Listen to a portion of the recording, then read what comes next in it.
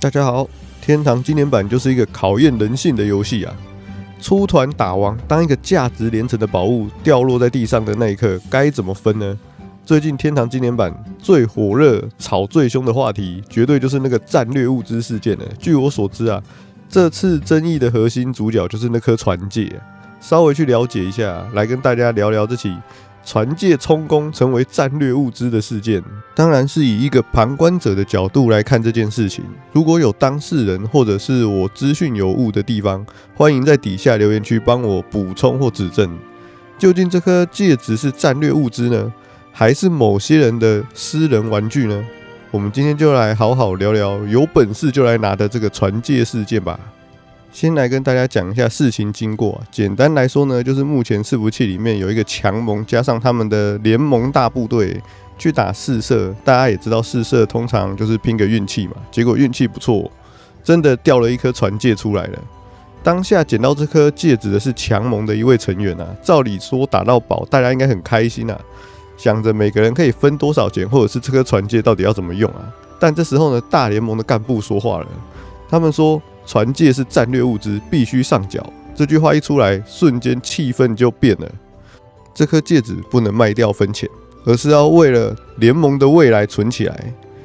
所以當天去跟團打王，花時間、花水錢，甚至可能冒着被敵盟補刀的風險，這些弟兄們啊，基本上就是做白工、當義工，什麼都沒有。要知道，天堂出團打王不是免費的，變卷、水錢、時間，這些都是成本。結果大家忙了一場，卻得到一句“這個是戰略物資啊”。我想換作是誰，心裡應該都會不爽吧？那我們就來翻譯翻譯，什麼叫做戰略物資？為什麼幹部會說船戒是戰略物資呢？理論上沒錯啦，因為在天堂裡面的設定呢，船戒搭配法師的集體傳送術，那是對於盟戰或攻城戰有強大的戰略威脅。攻城戰的時候，法師帶着一隊盟友或者是隊友瞬間飛到敵軍的後排，那是可以瞬間逆轉戰局的。如果有這種功能，你要把它列為公務，我相信大家沒話說啊。但是目前經典版根本就沒有開放集體傳送術啊，也就是說呢，這顆船戒現在的這個當下，它充其量就是助順的功能啊，它就是讓你可以用比較便宜的白順或者是傳送術指定飛你要去的地方而已。之後海鷹版本會不會出集體傳送術呢？沒有人知道，也許會，也許不會。如果之後出了，那它確實有可能會就會當作是戰略物資。但在還沒出之前，它就被定義成戰略物資，因此剝奪出團成員的分紅權利，這個邏輯確實有點牽強啊。而且如果事情只是充公保管，可能反彈還不會這麼大。真正的引爆點在後面，這顆被列為戰略物資的船戒呢，最後戴在一位叫做海狗的玩家手上，作為個人使用。大聯盟的說法是，海狗裝備好，等級高，打架敢衝，花的水錢資源比別人都多，對聯盟的貢獻巨大，所以暫時給他用，讓他衝等更有效率，也能為聯盟戰力加分。這個聽起來好像有點道理，但又好像哪裡怪怪的。這個就好像我們公司有全體員工一起努力賺了一筆大錢啊，老闆說這是公司戰略資金，大家不能分紅。結果轉頭就看到老闆用了這筆錢拿去買了一台法拉利，然後說這台車是給總經理開的，因為他的業務跑得很勤，給他開對公司有好處。請問，如果你是那些基層員工，你會爽嗎？戰略物資既然是公務，為什麼會變成個人練等的道具？那些跟團打王的兄弟看着海狗帶的那個船戒飛來飛去，自己的口袋卻空空如也，這種相對剝奪感也可能是這次炎上的主因啊。因為這不僅僅是錢的問題，而是大聯盟公平性的問題啊。如果今天是我俊偉帶團遇到這種情況，該怎麼處理呢？其實也真的很簡單啊。天堂這種遊戲不需要像魔獸世界那樣搞什麼貢獻點數啊，太複雜了。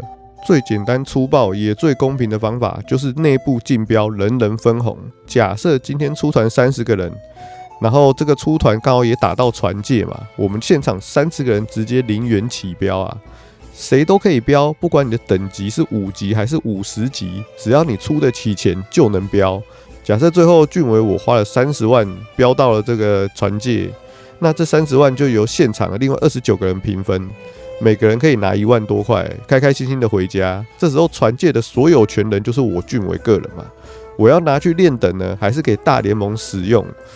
只要不要賣給敵盟啊，都是我自己的事啊，沒有人會有怨言啊，因為該分紅的錢都已經分出去了。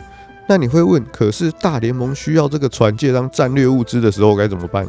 很簡單啊，如果哪天打攻城戰，聯盟需要用到這個船界，那就跟我借啊，或者是跟我租啊。打完物歸原主，這才是一個有制度的聯盟該有的樣子吧。如果聯盟真的窮到沒人買得起，那就開放給大聯盟內部其他沒有出團的人競標。重點是出力的兄弟必須看到回報，不能用共體時艱為了聯盟這種大餅丟給其他人吃，然後爽的都是上面的幹部啊，苦的都是下面的小弟啊。現在都2026年了，不要再有這種畫大餅的方式來管理什麼工會血盟了。戰略物資當然重要，但大聯盟的向心力才是最強的戰略物資。為了區一個船界搞到聯盟分東離西，甚至被貼上吃相難看的標籤，這筆賬怎麼算都划不來啊！部隊裡面公器私用都要被夾懶蛋拉正的，何況是大家都是出過社會的人。好啦，以上就是今天的影片內容，感謝大家觀看。大家對於戰略物資如何使用有什麼看法，都可以在底下留言哦。